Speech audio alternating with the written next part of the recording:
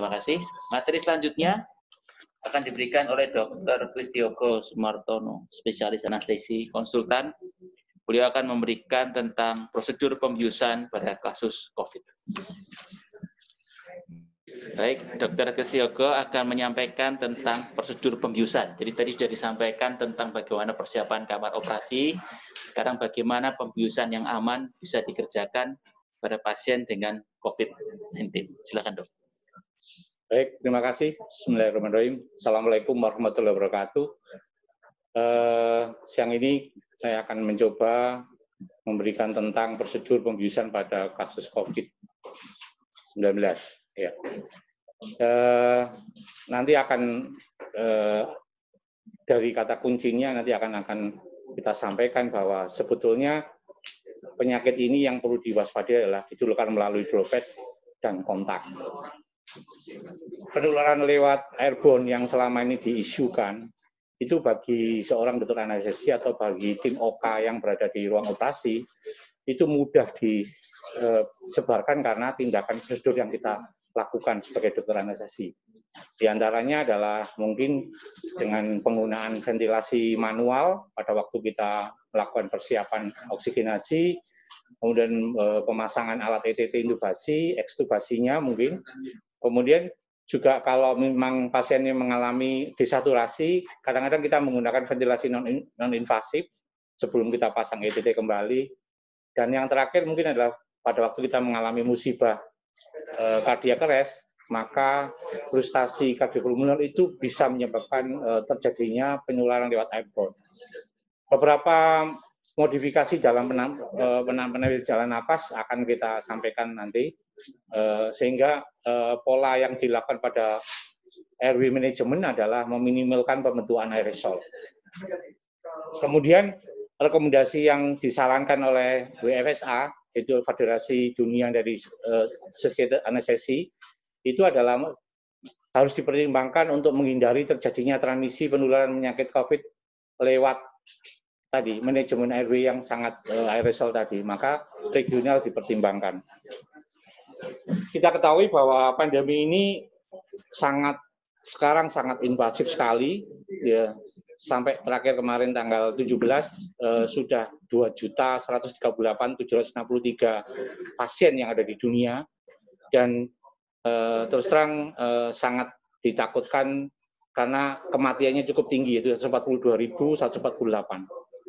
Dan pandemi ini membuat tantangan tersendiri bagi sistem kesehatan, terutama dalam kontrol infeksi dan terapi. Tadi sudah diterangkan tentang penggunaan sarana proteksi diri, kemudian juga bagaimana mendesain kamar operasi supaya tidak menjadi penyebab penyebaran COVID itu sendiri. Ahli anestesi memainkan peran penting ini, karena kasus yang dicurigai atau yang dikonfirmasi mungkin memerlukan anestesi untuk intervensi ya yang lebih dalam lagi, atau mungkin kadang-kadang tanpa sengaja masuk harus dilakukan pembedahan, dan ini kalau kita sampai kemasukan pasien dengan COVID positif di ruang operasi, maka semuanya akan terkontaminasi. Ya. Ini adalah federasi kami, yaitu federasi World Federation Society Anestesiologi Dunia. Mereka sudah melakukan rekomendasi, ada beberapa standar, yaitu International Standard Safe Practice yang tahun 2017 sudah digelontorkan. Ya, kemudian ada protokol tentang anestesi COVID ini sendiri, protokol tentang airway management, protokol tentang obstetri anestesi, dan protokol bagaimana low resolution setting. Jadi misalnya kita tidak mampu, tadi sudah dikatakan bahwa peralatan kami sangat tidak mampu, tidak mempunyai peralatan setting itu. Maka anestesi harus mau membantu untuk bisa memodifikasi peralatan ini, bisa membantu dalam pandemi COVID ini. Ini adalah contoh dari guidance anestesi yang terbaru ya untuk petugas kesehatan. Diharapkan maka selalu rutin care for patient with suspected COVID-19. Artinya apa? Bahwa pemeriksaan rutin yang selama ini kita ketahui harus ada penapisan bagaimana tidak gegabah memasukkan pasien di dalam ruang operasi yang tidak mempunyai tekanan negatif. Kemudian juga mewaspadai tentang high risk prosedur yang bisa mengundang terjadinya aerosol generating medical procedure. Ya. Ini adalah perlakuan rutin. Tadi sudah dibahas ada ya di antaranya ya. Seminimal mungkin melakukan upaya supaya tidak terjadi droplet dan kontak, kemudian precaution tentang APD-nya ya sesuai dengan apa yang sudah diharapkan oleh teman-teman tadi sudah disampaikan.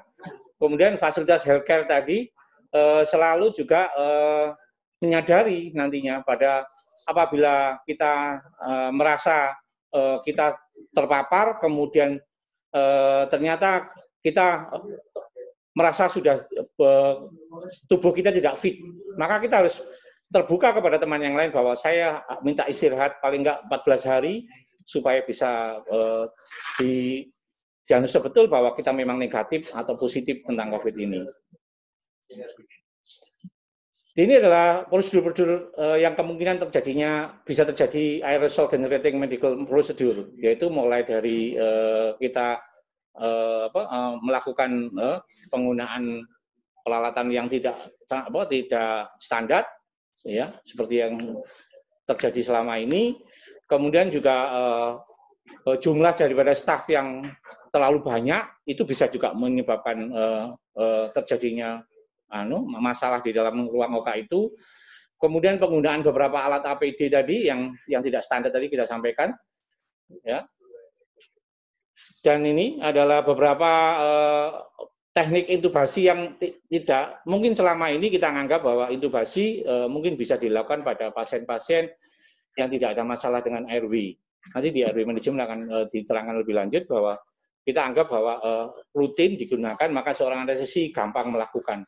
Tapi tadi sudah diterangkan oleh teman kami yang di kamar operasi tadi bahwa apabila pasien itu tidak diprediksi intubasi susah, maka pada waktu kita membuka gown atau membuka penutup yang untuk membantu tidak terjadinya aerosol, itu akan terpapar semuanya. Jadi misalnya kesulitan intubasi itu akan menjadi susah. Karena itu dalam posisi ini pada high risk prosedur, maka dianjurkan anestesi menggunakan namanya video laryngoscope.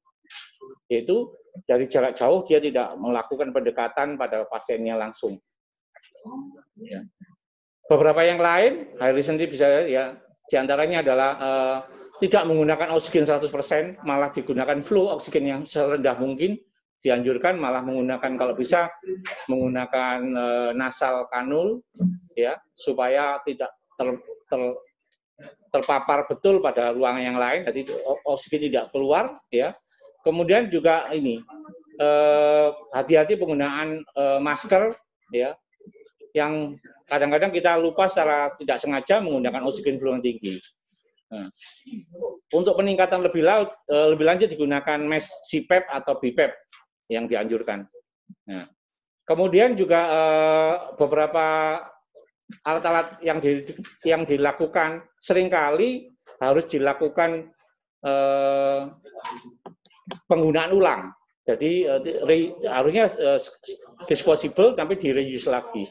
Nah, ini sebetulnya tidak direkomendasi sebetulnya. Tetapi pada wilayah-wilayah di mana resource-nya terbatas, maka ini bisa dilakukan dengan saran-saran alat dekontaminasi tertentu. Ya. Ya. Ini adalah guiding tentang airway management. Ya. Tadi sudah dianukan bahwa proteksi staff itu penting. Ya. Di antaranya bahwa staff selalu melakukan cuci tangan. Ya. Staff selalu menggunakan briefing sebelumnya untuk persiapan apa yang dilakukan. Staf juga anestesi juga harus selalu melakukan penilaian bahwa ini intubasinya susah apa tidak, preparation-nya. Ya. Kemudian selamanya pada perjalanan tindakan tadi harus ada batasan tegas bahwa ini nanti akan dilakukan apa dan akan dilaksanakan bagaimana. Karena apa? Kadang-kadang komunikasi susah karena kita harus menggunakan masker, ya. Kemudian kita harus menggunakan face shield, di mana pendengaran kita akan tertutup dan kadang-kadang salah. Yang harusnya diberikan obat berapa mili, pada instruksinya adalah salah memberikan obat. Dan ini bisa terjadi. Ya. Nah, yang terakhir tadi bahwa setelah airway management sedikit mungkin bahwa kita tidak sekali lagi menggunakan seperti protokol biasa. Dan setelah itu jangan lupa bahwa hand hygiene itu harus dilakukan juga. Jadi cuci tangan selalu prosedur sebelum dan sudah pemegang kontak tadi. Ya, ini adalah beberapa alat aerosol yang seringkali menjadi perhatian bagi teman-teman anestesi. Ya. Nah, kemudian penapisan sekarang, evaluasi pre-op. Peralatan pelindung diri kadang-kadang yang direkomendasi pada penapisan yang lebih awal, kalau yang diterangkan tadi, kalau memang standarnya 1, maka. Tapi kita tidak tahu pada pasien kita seringkali menutup dirinya bahwa dia mengalami beberapa hal yang harusnya dilakukan dengan positif. Contohnya perjalanan luar negeri, pernah kontak dengan itu disembunyikan. Dan ini yang menjadi malapetaka. Karena itu bagi kami, seorang anestesi, maka peralatan pelindung diri direkomendasi untuk petugas yang paling maksimal supaya tidak terjadi masalah tersebut. Ya. Suhu tubuh juga harus diukur, ya. Kemudian melakukan anamnesis secara rinci seperti mengenai riwayat penyakit dan lain, dan jangan lupa selalu melakukan kebersihan tangan.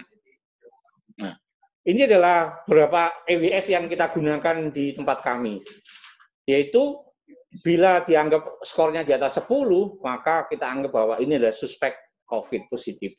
Ya, dengan ada tanda pneumonia pada CT scan, itu sudah nilainya tinggi, kemudian riwayat kontak, demam, usia, suhu tinggi, dan gejala respirasi, serta terakhir adalah neutrophil to lymphocyte ratio, NLR. Ya. Ada yang teman-teman yang di daerah menggunakan tanda-tanda pneumonia pada CT scan itu dengan torak foto. Tentu saja itu adalah modifikasi teman-teman di daerah. Itu pun nantinya akan berangsur pun akan bisa digunakan bagaimana kesalahan daripada penapisan ini supaya tidak terjadi malapetaka di semua tempat. Ya. Nah, ini adalah tadi sudah disebut identifikasi prosedur setinggi. Beberapa tindakan bedah itu seringkali juga akan menyebabkan terjadinya aerosol di kamar operasi. Contoh adalah bronkoskopi, tracheostomi, ya. Kemudian pengeboran operasi yang kecepatan tinggi, ya. Kemudian juga tadi suctioning, ya, tindakan sedang. Fiber awake intubasi dengan fiber optik itu juga kadang-kadang bisa menyebabkan jadinya aerosol. Ya. Nah, ini sudah disebutkan oleh teman kita tadi, persiapan ruang operasinya. Jadi, sekali lagi idealnya adalah digunakan di ruangan dengan tekanan negatif. Dan ini adalah supaya bisa semuanya, tim OK-nya semuanya tidak terkontaminasi dengan COVID positif ini. Nah, ada juga peralatan anestesi yang harus diperhatikan adalah mesin USG yang sering digunakan di kamar operasi. Hati-hati, itu adalah tempat juga berkumpulnya virus, ya, sehingga harus tertutup dan ya dan harus selalu dibersihkan. Ya. Ini adalah manajemen intraoperatif yang bisa dipilih tadi adalah apabila harus menggunakan jarum anestesi, maka beberapa tindakan ini harus dilakukan. Ya. Yaitu salah satunya adalah pemasangan dari filter HEMA untuk menghubungkan dengan ETT kita. Ya. Kemudian induksi, ya. Yang harus diperhatikan, ya, hindari tindakan agar pasien tidak mengalami batuk, karena batuk tadi sudah disebutkan bahwa batuk itu bisa menyebabkan pertebarannya menjadi airborne dan ini menjadi malapetaka di ruang operasi. Karena itu digunakan kotak tadi, modifikasi akrilik tadi yang sebetulnya cukup bagus untuk supaya tidak mengalami terjadinya aerosol condensing tadi. Ya. Nah, bagaimana kalau terjadi emergensi? Sekali lagi gunakan seminimal mungkin, jangan sampai muntah. Ya, tempatkan pasien di ruang isolasi. Jadi betul bahwa kalau memang di ruang operasinya mengerjakan pasien COVID positif, maka ekstubasinya di ruang operasi itu sampai bangun dan baru dibawa ke ruang isolasi. Ya. Nah, regulasi adalah yang direkomendasi, ya, justru direkomendasi. Karena terus terang dengan regulasi, maka kontak penyebaran secara aerosol, ya, itu bisa dicegah, ya. Tetapi hati-hati pada penggunaan regulasi, kadang-kadang digunakan oksigenasi dan ventilasi juga. Karena itu direkomendasi bahwa faktor oksigenasi ini harus hati-hati betul. Ya, direkomendasi adalah menggunakan nasal plong ya dengan flow yang rendah. Ya, kemudian penggunaan sedasi kadang-kadang juga akan menurunkan desaturasi dan sehingga kita memerlukan oksigenasi. Hati-hati. Ya. Gunakan jarum spinal pensil point ya karena dapat mengurangi risiko masuknya virus. Pada anestesi obstetrik ya kita juga ada pertimbangan menggunakan epidural ya. Kemudian pertimbangkan supaya bayi sama ibu sementara dipisah dulu. Nah, ini adalah contoh yang bagus. Bayinya ditutup dengan full shield supaya tidak terkontak dengan ibunya. Ya. Nah, kalau terjadi CPR, nah ini sebetulnya untuk insiden code blue pada di mana-mana pun ya, misalnya di CPR, tidak di ruang kamar operasi di mana-mana, ya waktu time yang pendek itu ya hati-hati. Jangan kita menerjang dengan mengejar waktu, tetapi kita lupa menggunakan APD. Karena itu pertimbangkan menggunakan sistem kompresi dada ala autopulse atau Lucas, di mana kita tidak bersentuhan dengan pasien. Jadi hanya menggunakan mesin Lucas maupun autopulse. Ya. Untuk manajemen pasca operasi, ya. Jadi sekali lagi memindahkan pasien yang terkonfirmasi ke unit pasca pemulihan itu tidak dianjurkan, tapi langsung pindah ke isolasi. Ya. Pertimbangan menggunakan masker bedah untuk semua pasien yang sadar. Jadi pasien semua diberikan masker, ya. Jangan dibiarkan dia terbuka biasa, ya. Jangan gunakan aliran tinggi dan tindakan operasi yang sama itu pemulihan juga di tempat itu sendiri. Jadi jangan pindah ruangan. Ya. Bagaimana dengan protokol untuk low setting? Ini kita sudah menggunakan namanya Vital Anesthesia Simulator Training. Upayanya adalah menggunakan forum-forum tabir-tabir supaya nanti bisa diisi oleh teman-teman, sehingga akan ada arah bagaimana teman-teman ini bisa membantu merawat pasien yang diduga COVID dan banyak prosedur. Ya, salah satunya adalah ini. Tindakan intubasi prepare pada pasien suspek COVID. Dan ini nanti bisa di-download untuk teman-teman kalau memerlukan, karena ini sumbernya jelas. Ini adalah salah satu beberapa modifikasi penggunaan gaunnya, maskernya, goggle, ya, dan dilakukan. Terima kasih, saya kira itu yang bisa saya sampaikan. Assalamualaikum warahmatullahi wabarakatuh. Waalaikumsalam. Terima kasih, Dr. Kristiogo. Materinya sangat bermanfaat untuk teman-teman yang melakukan pembiusan, dan sekali lagi ini bisa dialami oleh teman-teman pada saat menangani pasien. Jadi mohon materi nanti bisa di-share oleh panitia ke seluruh peserta yang teregistrasi.